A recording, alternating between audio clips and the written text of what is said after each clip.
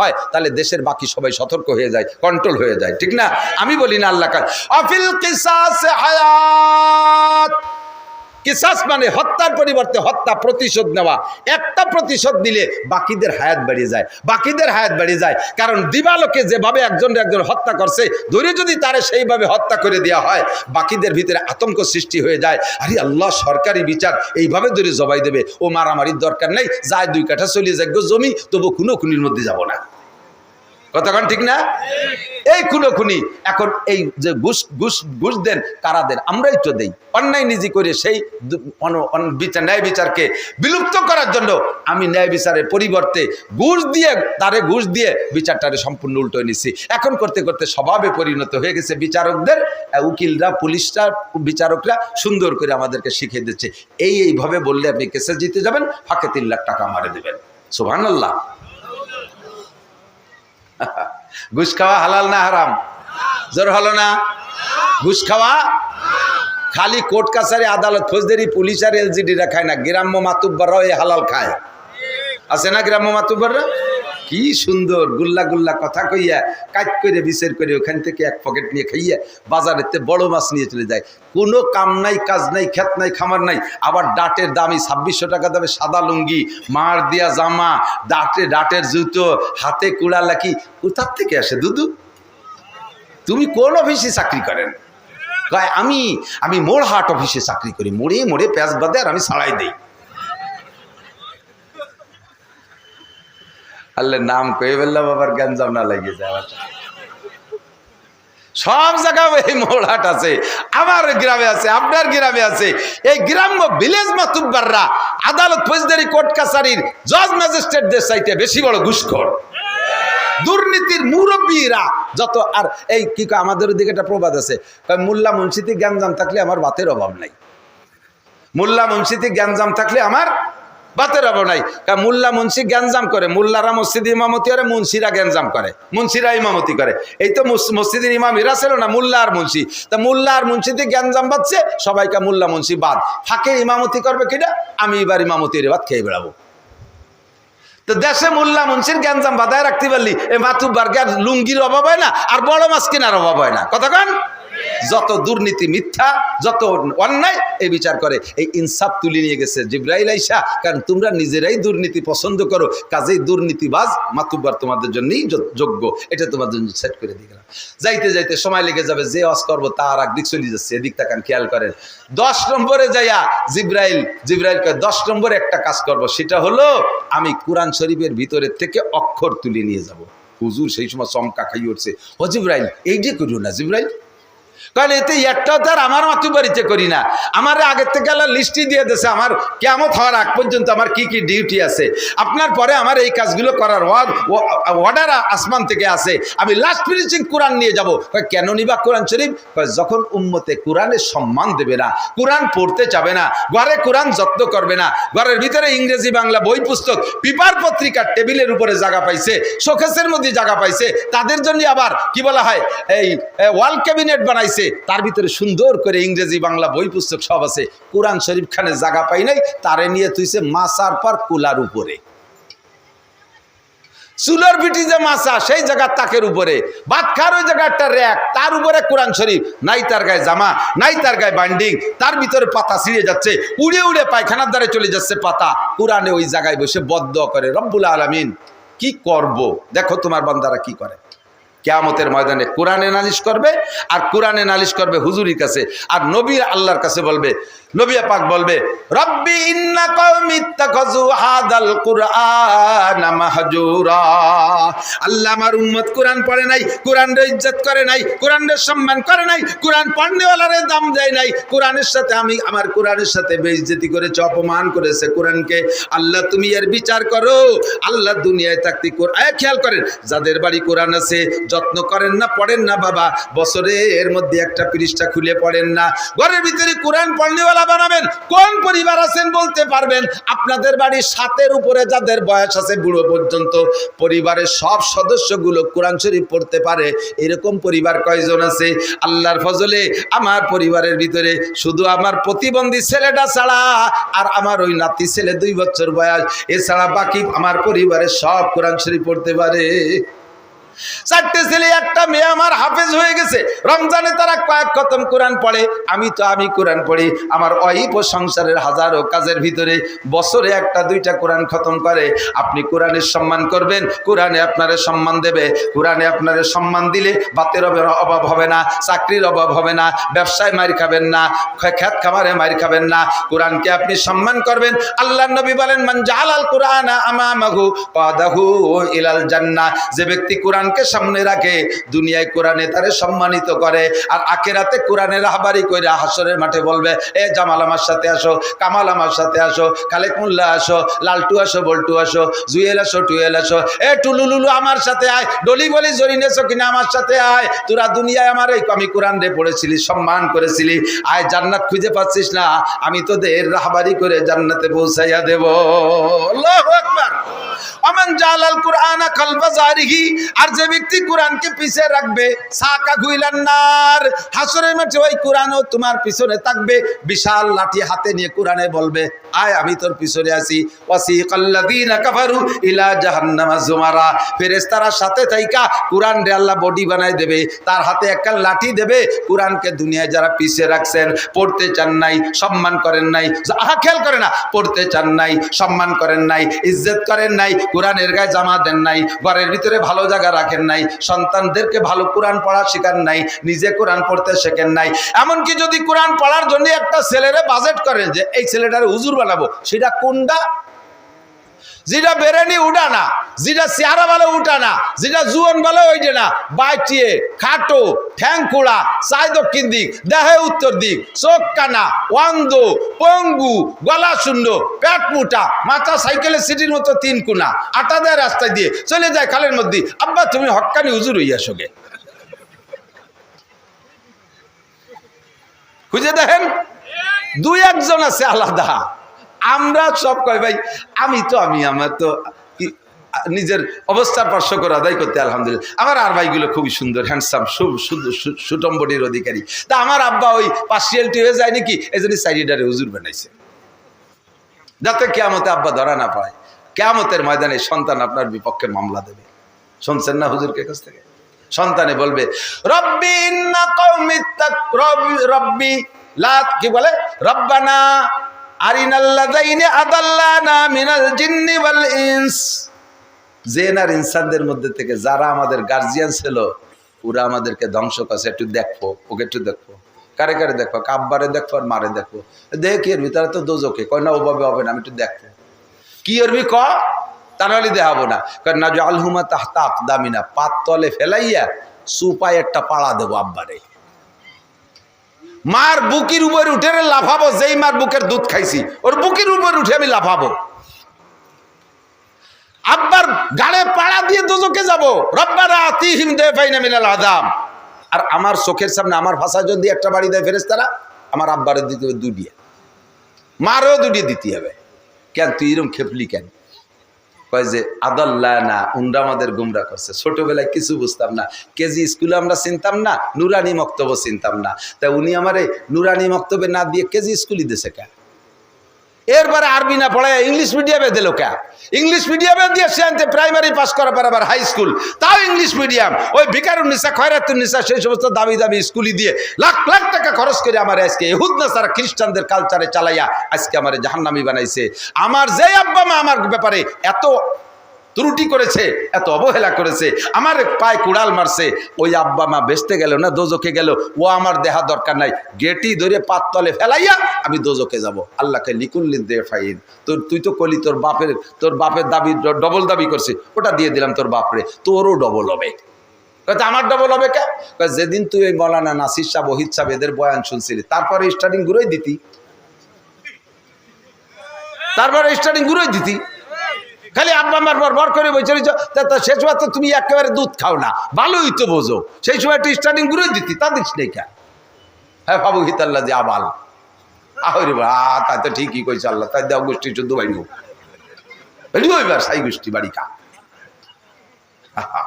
যেই সন্তানরে মোহব্বত করিয়া আজকে আপনি উল্টো দিক চারটা চালাচ্ছেন, আল্লাহর কসম, আল্লাহর কোরআন যদি সত্য হয়, আয়াতের তরজমা সত্য, কিয়ামতে দেখবেন হেরে যাবেন।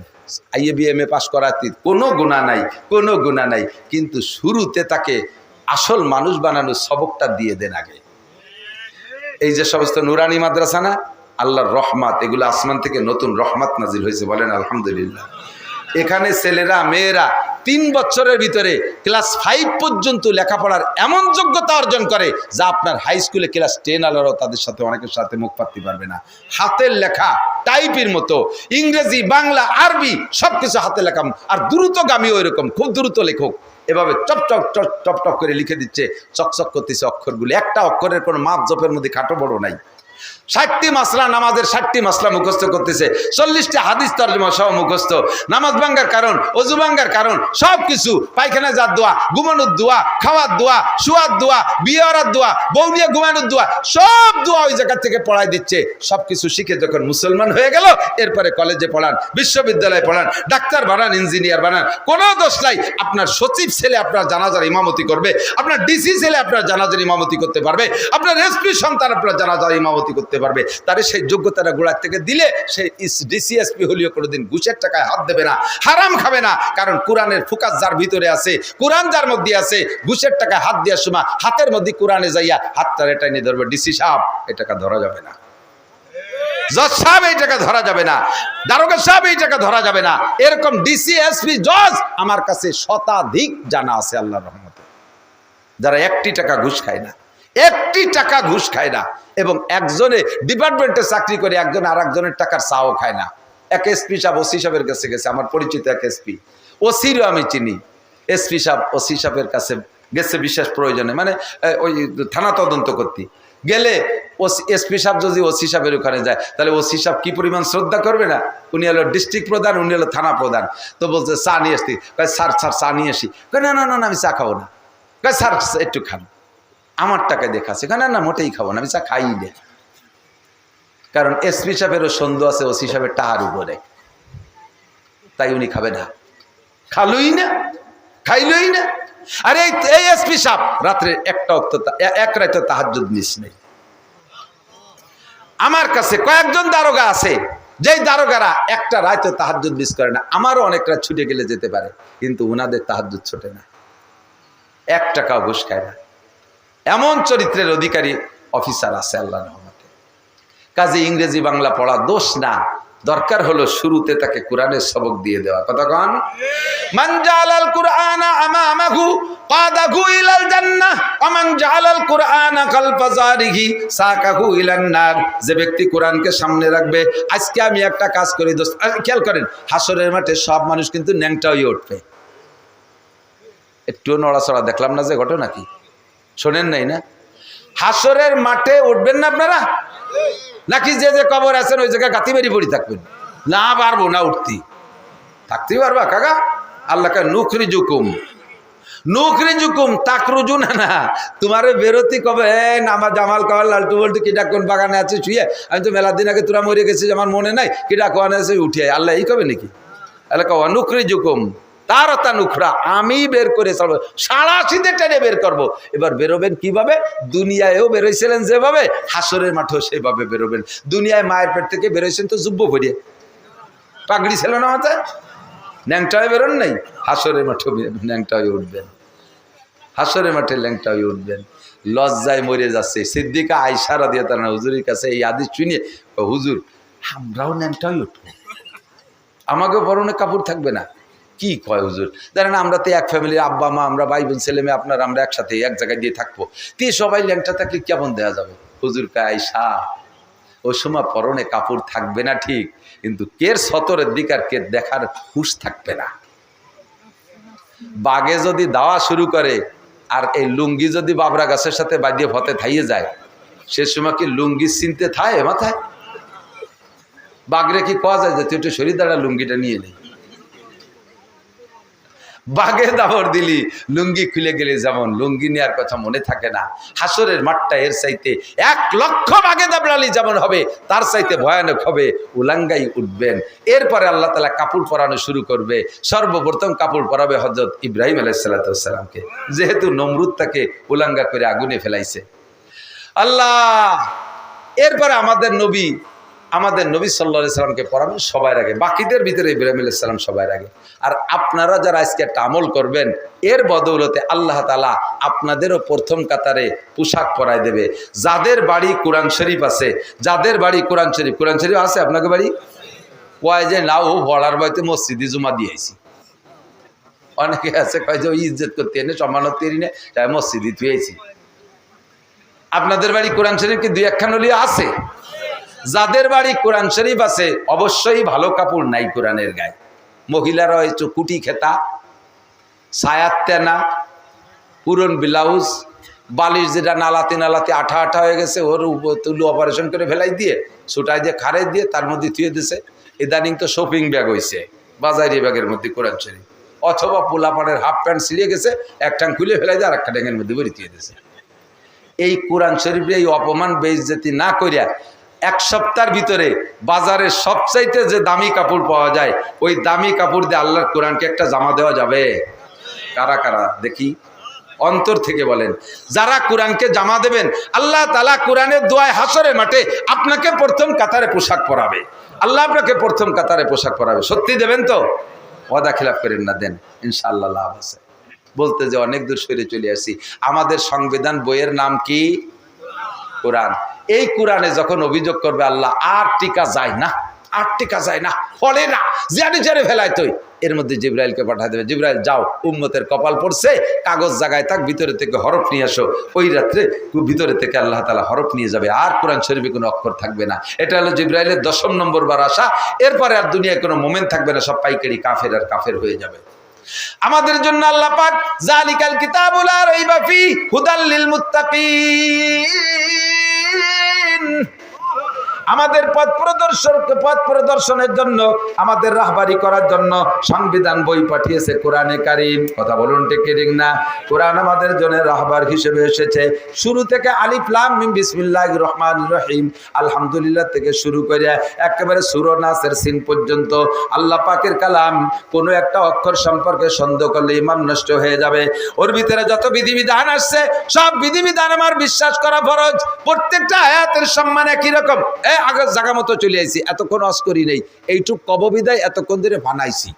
এমনি হলো দোয়ানোর সময় যে খেয়াল করেন পুরো কোরআন শরীফ সবটুকু আমার তেলাওয়াতের যোগ্য, সব জায়গা তেলাওয়াত করতে হবে।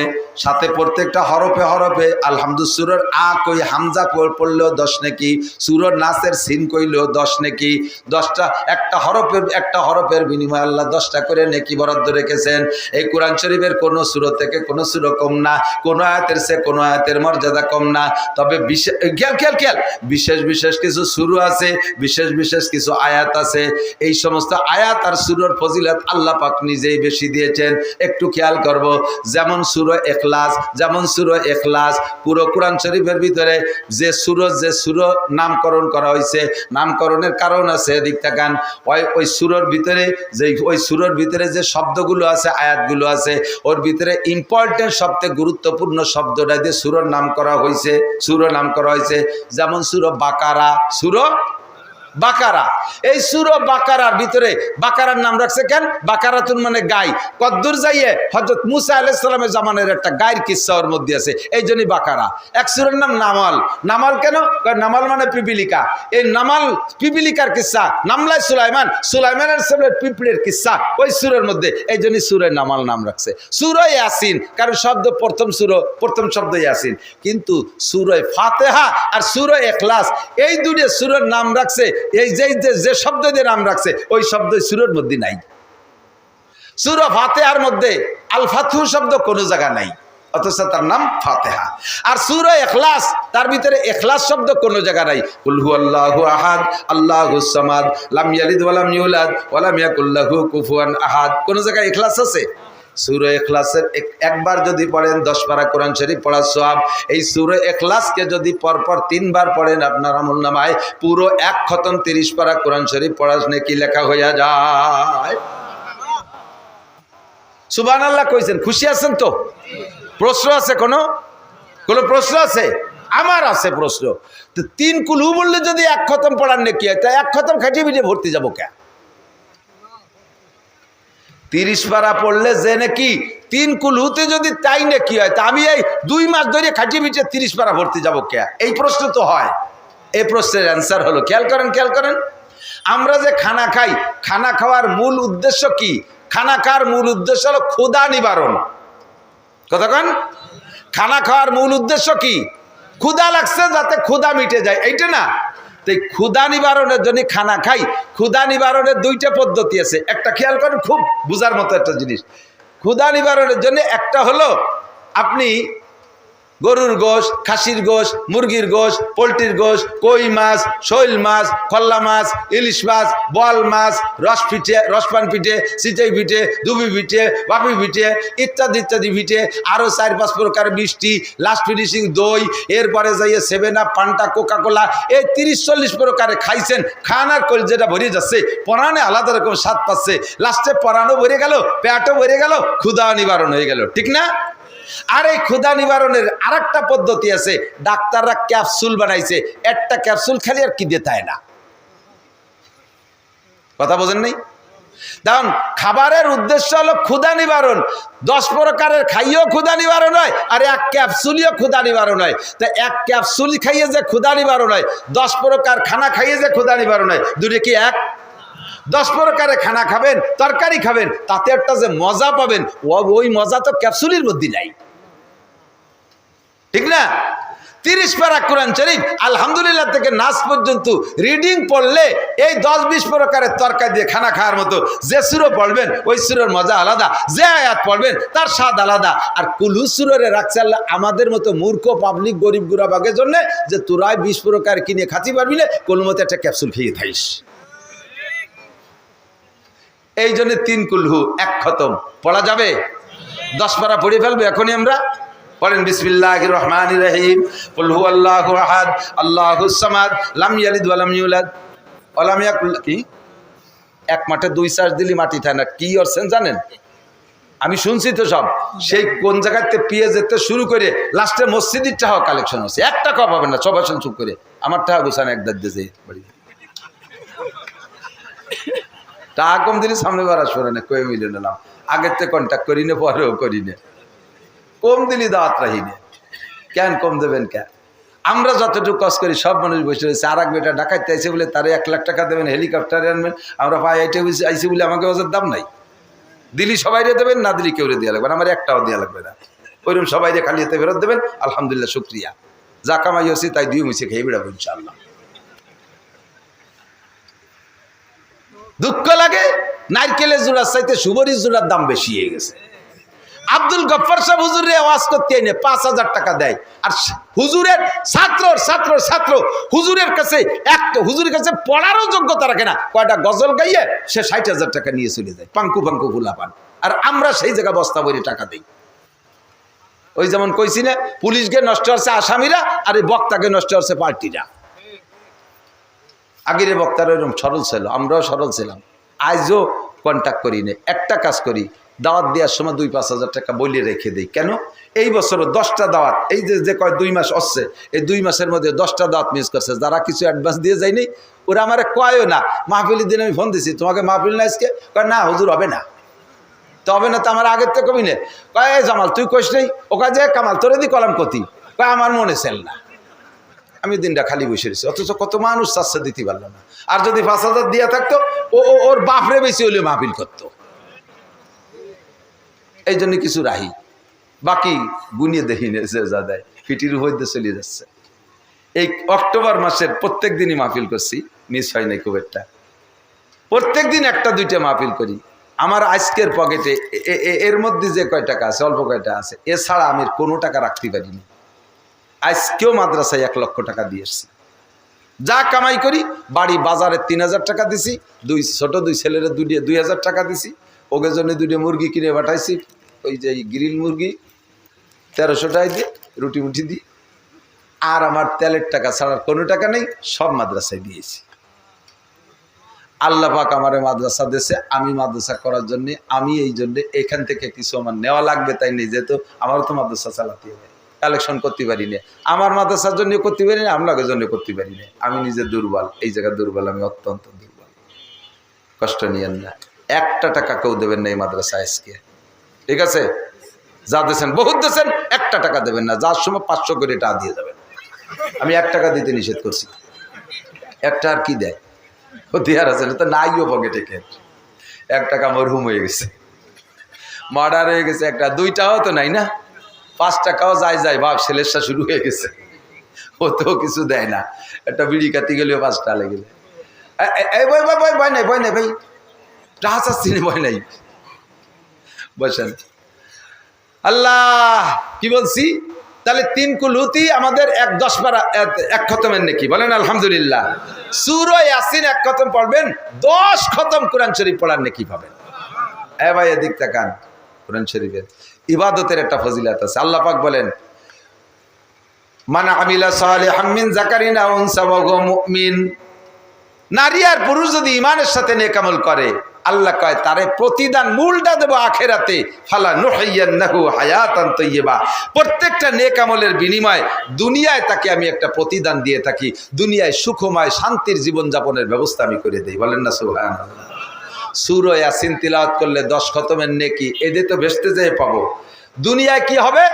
সূরা ইয়াসিন যারা দিনের বেলা সূরা ইয়াসিন আর রাতের বেলা সূরা ওয়াকিয়া পড়বে, আর এটা খেয়াল করতে হবে, যারা দিনের বেলা সূরা ইয়াসিন, রাতের বেলা সূরা ওয়াকিয়া তিলাওয়াত করবে, নেকি তো নেকির জায়গায় থাকেই যাইবে, পাশাপাশি আল্লাহ পাক আপনাকে দুনিয়ায় কোনো প্রকারের অভাব দেবে না, কোনো প্রকার অভাব দেবে না সূরা ইয়াসিনের তেলাওয়াতের বদৌলতে। আমি পড়ছি আয়াতুল কুরসি, ওর তর্জমা বলার ইচ্ছা ছিল, কিন্তু আজ শরীর চলে গেছে অন্য দিক দিয়ে, টাইম মেলা খেয়ে ফেলাইছে অন্য দিক। একটু মাত্র ফজিলাতটা শুনে নেন। আয়াতুল কুরসি পারেন তো? যারা পারেন খেয়াল করেন, যদি কোনো ব্যক্তি, হাদিস আসছে পরিষ্কার সহিহ হাদিস, আয়াতুল কুরসি যেখানে লেখছে তাফসীরে জালালাইনে, ওই জায়গা উলামায়ে কিরাম হাসিয়া টিকার মধ্যে দেখবেন এই হাদিস কেন আসছে, আর মূল হাদিসের কিতাবের মধ্যে তো ফাজাইলে কোরআনের মধ্যে আসছেই। যে ব্যক্তি 5 ওয়াক্ত ফরজ নামাজের পরে, আবার বলি, যে ব্যক্তি 5 ওয়াক্ত ফরজ নামাজের পরে আয়াতুল কুরসি একবার তিলাওয়াত করবে, একবার পড়বে, ওই লোকটার জান্নাতে যাওয়ার জন্য বাধা কিচ্ছুই নাই, শুধুমাত্র মরণ। তার মানে মরার সাথে সাথে আল্লাহ তাআলা তার রূহের সাথে জান্নাতের সমস্ত আলো বাতাস চালু করে দেবে, বরজাখের জগতে সে শান্তিতে থাকবে, শুধু মরতে যে দেরি। আয়াতুল কুরসির আর কি ফজিলত? আপনি গাড়িতে উঠবেন, গাড়িতে যানবাহনে উঠবেন, যানবাহনে উঠে আপনি আয়াতুল কুরসি পড়বেন। প্রথম পড়বেন সুবহানাল্লাযী সাক্কারা লানা হাযা ওয়া মা কুন্না লাহু মুকরিনিন ওয়া ইন্না ইলা রাব্বিনা লামুনকালিবুন। এরপরে পারলে আর একটা আয়াত পড়বেন, ওয়া মা কদারুল্লাহ হাক্কা কদরিহি ওয়াল আরদু জামিআন কবযাতুহু ইয়াওমাল কিয়ামাহ ওয়াস সামাওয়াতু মাতওয়াতুন বিয়ামিনি সুবহানাহু ওয়া তাআলা আম্মা ইউশরিকুন। এরপরে আয়াতুল কুরসি একবার পড়বেন, এরপরে 5 সূরা 6 বিসমিল্লাহ, 5 সূরা 6 বিসমিল্লাহ। বলেন কয় সূরা? 5 সূরা 6 বিসমিল্লাহ। 5 সূরা 6 বিসমিল্লাহর কি মানে? প্রথম বিসমিল্লাহ কে কুলিয়া, বিসমিল্লাহ পড়ে কুলিয়া সূরা, বিসমিল্লাহ পড়ে ইজাজা সূরা, মাঝে তাব্বা তেদা পড়বেন না, বুঝতে পারছেন? বিসমিল্লাহ পড়ে কুলিয়া, বিসমিল্লাহ পড়ে ইজাজা, বিসমিল্লাহ পড়ে কুল হুয়াল্লাহ, বিসমিল্লাহ পড়ে ফালাক, বিসমিল্লাহ পড়ে নাস, নাস পড়ার পরে আরেকবার বিসমিল্লাহির রহমানির রহিম। 5 সূরা 6 বিসমিল্লাহ আর আয়াতুল কুরসি পড়ে যদি কোনো ব্যক্তি যানবাহনে আরোহণ করে, ওই যানবাহন আগুনে পুড়েও যদি ছাই হয়ে যায়, সাগরের মধ্যেও যদি ডুবে যায়, সব যদি শেষ হয়ে যায়, আল্লাহ পাক ফেরেশতার মাধ্যমে আপনার জানটা বাঁচাইয়া দিবে।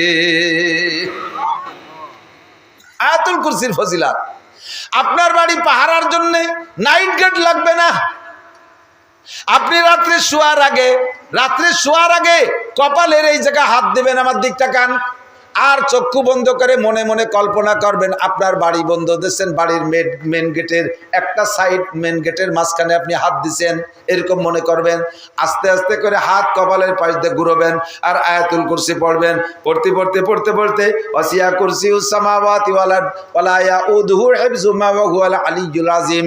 এই কই আবার যেখান থেকে রওনা দিছিলেন হাতরে বাড়ির যে জায়গা থেকে ওই জায়গা পর্যন্ত আঙ্গুল নিয়ে আসবেন, মনে মনে মাথার পাশ দিয়ে ঘুরবেন, মনে মনে বাড়ি বন্ধ দেবেন। আপনার ইন্ডাস্ট্রি চট্টগ্রাম আছে, তারে ওইভাবে বন্ধ দেবেন। আপনার একটা গার্মেন্টস আছে গাজীপুর, তারে আপনি ওই জায়গায় বন্ধ দেবেন। তেলের পাম্প আছে সিলেট, তারে এইভাবে এই জায়গায় বসে বন্ধ দেবেন। সালতায় বসে বন্ধ দেবেন।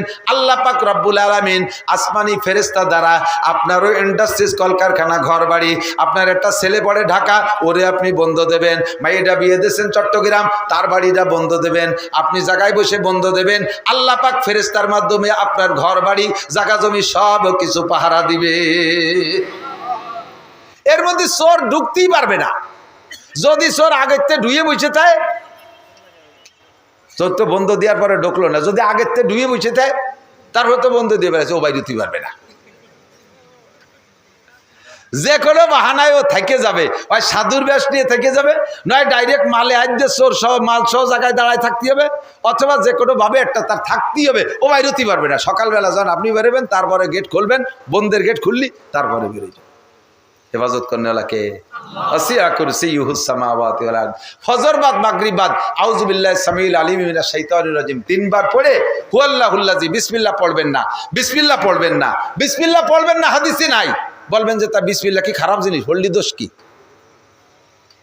একদল পড়ে তারা কয় এই যে বিসমিল্লাহ খারাপ জিনিস কি, বিসমিল্লাহ সব জায়গা পড়ি এনে পড়লি দোষ কি, প্রত্যেক সূরার শুরুতে বিসমিল্লাহ আছে, এই জায়গা পড়লি দোষ কি?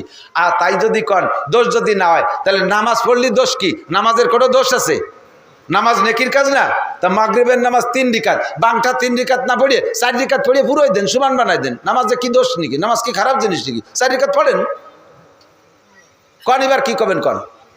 কন এবার কি করবেন? কন নামাজ ভালো জিনিস, পড়িয়ে দেন, 4 রিকাত বানাই দেন। রোজা ভালো জিনিস, ঈদের দিন রাখেন, ঈদের দিন রোজা রাখেন, রোজা তো ভালো জিনিস। কয় না আল্লাহ রসুল রাখে নাই, তা আল্লাহ রসুল তো এই জায়গা বিসমিল্লাহ পড়ে নাই, তা আপনি ভর্তি জন কামাতে পারি কথা কন। আউযু বিল্লাহি সামিউল আলিম মিনাশ শাইতানির রাজিম তিনবার পড়ে সূরা হাসরের 3 আয়াত ফজর বাদ মাগরিব বাদ পড়বেন। ফজর থেকে মাগরিব পর্যন্ত, মাগরিব থেকে আবার ফজর পর্যন্ত 70,000 ফেরেশতা আপনার আমলনামায় নেকি লিখতে থাকবে। সবচাইতে বড় পাওনা হলো এই পড়নেওয়ালা আমল করনেওয়ালা যদি মারা যায়, আল্লাহ তাআলা তার জানা যায় দুনিয়ার কোনো মানুষও যদি না আসে, তাহলে ওই যে 70,000 ফেরেশতা তার জীবন ভরে তার নামে নেকি লেখছে, ওই 70,000 ফেরেশতা জানাজায় উপস্থিত হবে। আল্লাহ পাক রব্বুল আলামিন আমাদেরকে সব আমল করার তৌফিক দান করে, বলেন আমিন। জোরে বলেন আমিন। মাদ্রাসায় লিল্লা বোর্ডিং আছে, ফ্রি ছাত্র খায়, ছাত্ররা খায়, লিল্লা বোর্ডিং আছে। আমার আপনার বাড়িও ছাত্র আছে, আমার আপনার বাড়িও রান্না হয়। আমার বাড়ি বছরে 12 বস্তা চাউল লাগে, 50 কেজির বস্তার 12 বস্তা চাউল লাগে আমার বাড়ি। আল্লাহ আজকের থেকে ধরে নেই, এখন থেকে আমার বাড়ি 13 বস্তা চাউল লাগবে। যদি 1 বস্তা বেশি লাগে সেই বস্তাকে না কিনে পারবো? বাড়ির সংসারে যদি এতদিন 12 বস্তা লাগছে, এখন যদি 1 বস্তা বেশি লাগে না কিনে পারবো নাকি? পারবো না। অবশ্যই আমার কিনা লাগবে, অবশ্যই কিনা লাগবে। তা আজকের থেকে আপনারা ধরে নেন আপনার কোরআনের পাখি, কোরআনের মেহমানরা এখানে পড়ে, অনেকের